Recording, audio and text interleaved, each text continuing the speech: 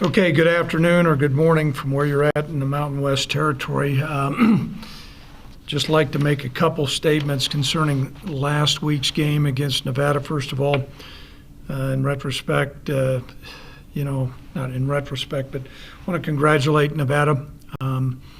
Coach Norvell had a really trying week. His father had passed away, and I knew his father. I had an opportunity to coach Jay's brother when I was at Wisconsin and knew his father well. He did great things for college football and for that football program to be prepared the way they were with all the challenges they had. Hats off to them. I think they've got an improved football team.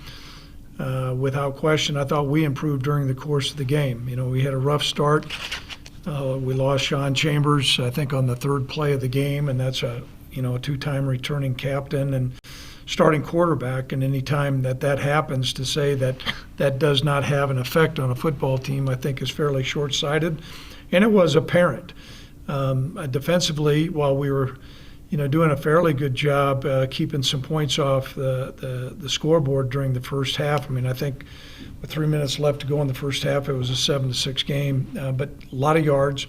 And offensively, we were having a difficult time staying on the field. I do think that we found our groove, particularly in the fourth quarter. In all three phases of the game, we got stronger as a football team. The game went into overtime, and we came up on the short end of the stick. And I want to congratulate Nevada, but I thought that there were some things that we did in the ball game that were good. But as I've always said, the most improvement a football team usually does is between their first and their second game. And so it's going to be important that this week that we show significant improvement. However, we're on a short week. Hawaii's on a short week as well. We're looking forward to getting in War Memorial Stadium and playing the Rainbows. And I want to say I've really enjoyed getting to know Coach Graham. He enjoys a national reputation, and he and I have had many both online and offline conversations. I think he's good for college football, particularly good for our conference, and they have a good football team.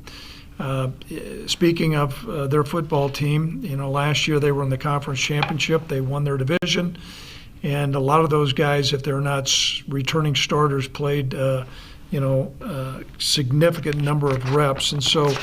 Including their quarterback. Cordero is a guy that we played 2 years ago, and seems like he's been there forever. So they've got, really a great stable of wide receivers, an excellent offensive line, a solid running game, really attacking defense, and fairly multiple. Coach Graham's specialty is on defense as well. And so we're anticipating a great game with them. So at this time, I'll open it up to any questions anybody may have out there. Yes, Michael. Hey, Craig. How are you? You know what? Okay, it was a little bit of a dicey return back to Laramie, but we made it.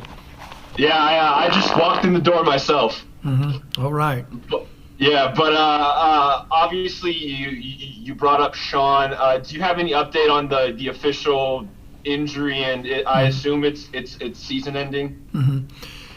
Well, we're in hopes that we might get him back, but I think that's all going to be contingent upon how he heals. And maybe unlike some other coaches, I usually disclose quite a bit of information to you. And I think Sean's going to be okay with this. He suffered a fracture. I don't know if that's going to require surgery or not. The doctors are still in the process of determining that. But sometimes a high ankle sprain is just as challenging as what a fracture is. And so, we're going to have him drink a lot of milk, and hopefully he has a lot of calcium. He's going to get on the mend soon. We're disappointed for him. He was having a great fall, and so we're in hopes to have him back. But I've made these statements before, and then lo and behold, something comes up, and a month later they're out there playing. So, but I can't tell you. I'll fully disclose he won't be suiting up for the Hawaii game. Yeah, Tracy. I know you were impressed with Hoyland. Did he kick his way into a more regular role than filling in for a game because somebody was hurt? Yeah, I would say so, Tracy. He'd been doing some good things in practice. The challenge was because of some COVID restrictions, he was not able to be with us for a significant amount of time. And so we had planned to start Luke, and normally, and then Luke suffered a pulled groin, and But I can tell you what John did during the course of that game was pretty remarkable for a freshman to come in and perform the way he did. I mean, he had some great normal kicks, but then the two kicks, those were big pressurized kicks, and he did a great job on both of them. So I would say he'll be our place kicker this next week. Is he a walk-on, Craig? Yes, he is. Mm-hmm. I don't know if anybody noticed, I did not choose the fashion statement with his red shoe. It didn't match. Did not match, but the ball went through. That's what counts, Tracy. Craig, just looking at the depth chart, it looks like Garrett Krall is again not on here. Is he going to be out again this week? Right now he is, unless some things change. We don't anticipate having him back this week. However, we do think he'll come back fairly shortly. But at this time, don't count on him playing this week.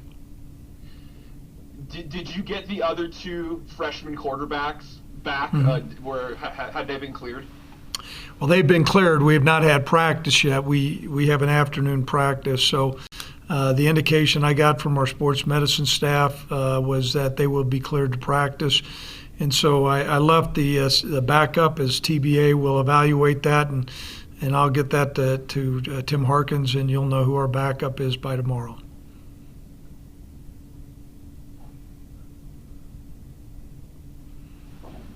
If my eyes are shifting, I'm trying to look in the camera, and then I'm looking over to my left to see who's on the call to answer any questions. Tracy, you want to go? Sure. Do you see an advantage, hopefully, to the altitude and the weather? I mean, this is really not very Hawaiian-like that's been created. Well, Coach Graham is, he's a really, really seasoned football coach, and, they're tough. I'd like to think for us maybe it's 0 degrees and the snow's blowing sideways at kickoff. I don't know if that's going to be the case, but we're going to play no matter what the weather is, and I'm sure they will as well. For us to say there's a significant advantage, I don't know that. And from what I've been told, they've stayed on the mainland, so I'm sure they're going to be adjusted to the time. Sometimes that's always a challenge. At least it's been that way for us when we've gone over to Honolulu to play.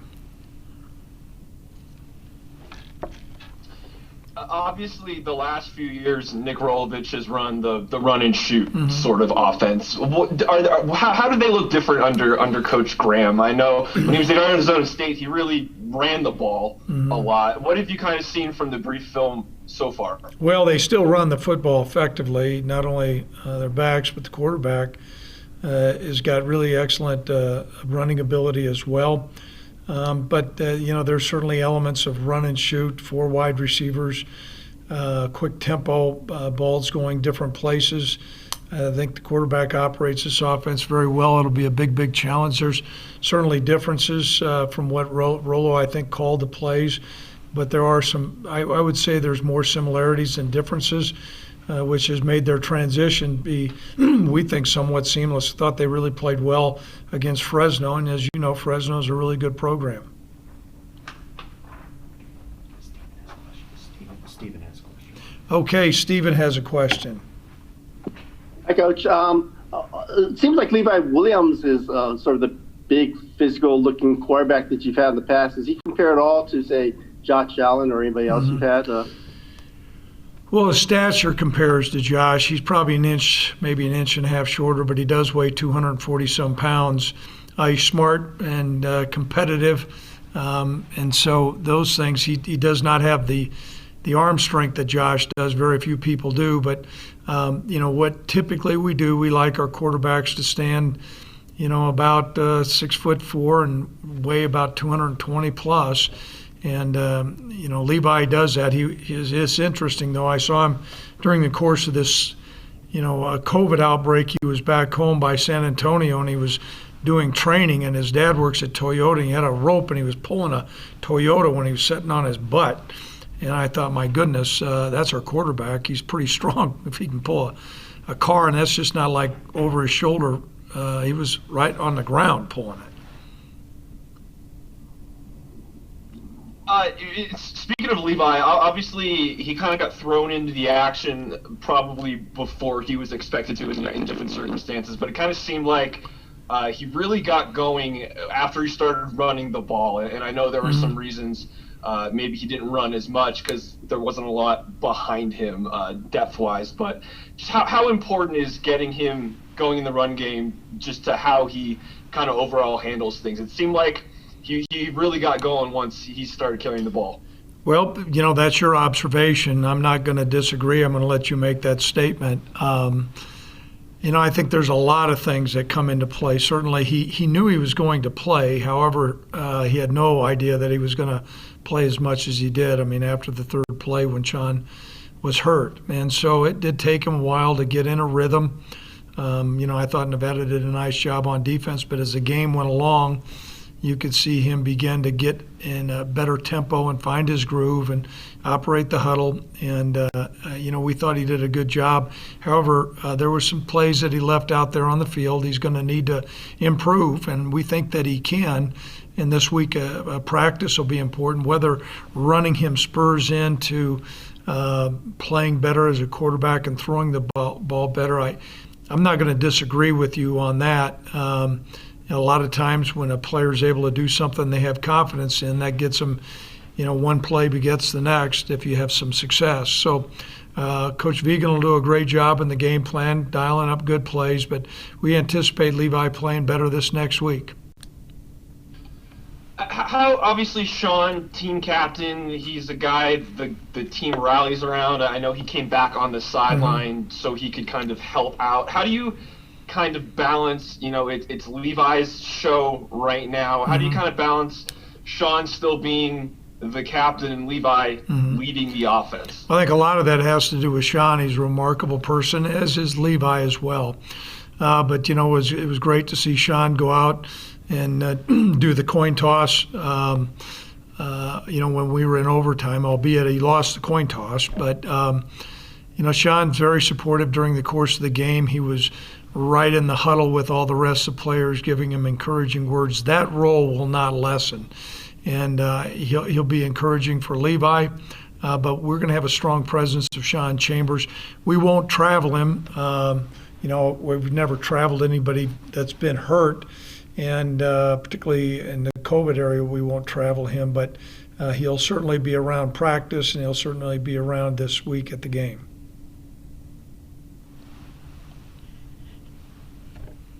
Yeah, Tracy. Even though it wound up as a loss, to see what happened in the second half, to see the way your team played at that point, even though they were down by what they were, was that encouraging just to see them come back like that? Well, one of the things you always look for, Tracy, is just the competitive nature of a football team, how they handle adversity, and we certainly had adversity. And are they going to continue to be competitive and stay in the fight? And there's little things that I always look at is, how are your special teams covering? What's the energy level of your kickoff coverage team when they're running down the field? Are the defensive guys rallying around and pursuing to the football and causing some takeaways? Are the offensive guys continuing to execute and gain some first downs? And, that was encouraging. The fourth quarter, I thought we really had a great turnaround. Now, we've got to address some of the issues that occurred earlier. And we don't have rose-colored glasses on, but we will not throw a whole cold bucket of water, on our performance. There were some things that we did well, Tracy. We need to improve on those things. But that competitive nature to stay in a game that, when you're down, I think we're down by 22 points almost in the fourth quarter, at the end of the third quarter, and none of our players panicked. There was no bickering on the sidelines. There were a unified football team. I think that's a credit to our football team and a credit to our assistant coaches to stay together. But make no mistake, we're in this game to win it. And we didn't get it done. We came close. That doesn't count except in horseshoes and hand grenades. But there are some things that we learned from this game. And those elements are there whether you win or lose on your competitive nature. And so we need to build on that. Hey, Stephen, go ahead. You spoke about the challenges of returning back to campus. What was that like? What kind of challenges did you encounter with weather and everything? Well, we call it Laradice here, Stephen, and we get snow at different times. Actually, we got diverted into Denver, and so as opposed to returning that evening, we stayed in Denver, and then getting back was certainly a challenge yesterday, but we had a lot of help. Certainly, it was great to be back within our state lines. The Wyoming Department of Transportation does a great job with all our citizens, and so we were able to make it back. There were certainly some challenging times when you're looking at inclement weather within the state of Wyoming. Stephen, we're a rough people that deals with the different climates and different weathers, and maybe you don't have I know you don't have those things in Hawaii, but we certainly had some challenges, but we made it. So we have to worry about what type of sunscreen to wear. But did you have a follow-up plow? Was there anything that was kind of leading the way? You know what? I'm not. Yeah, we do a lot of things here, and I won't get into all our specifics. What we do, but you know what, we were able to make it home, and it's probably a little bit different when we're out there in Honolulu. We're trying to get to the stadium when there's tons of traffic. I'll deal with the snow more so than your traffic. If it sound fair? Okay.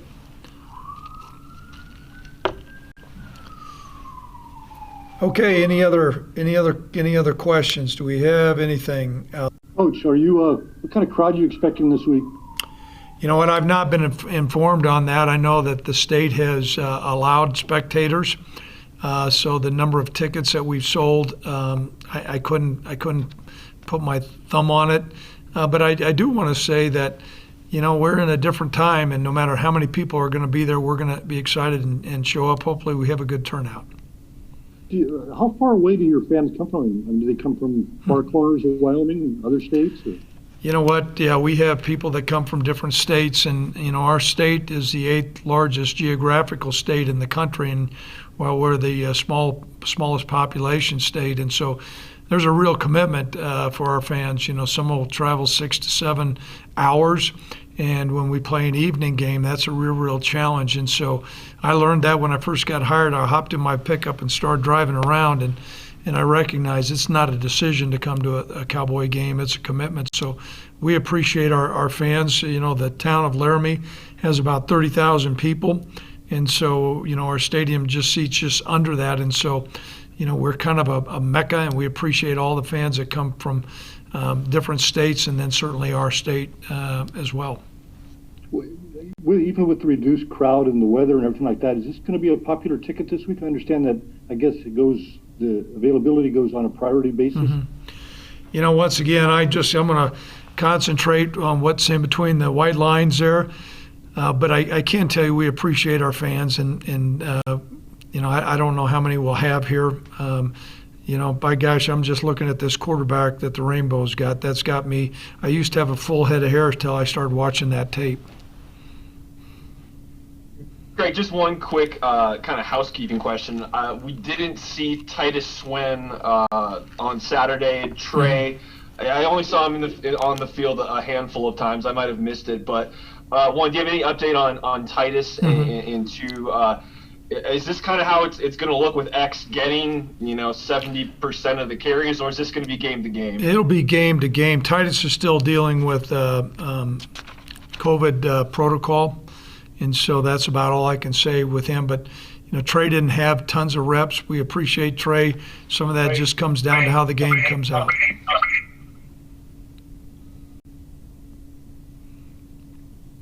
Okay, I'm looking over at the left. Any other?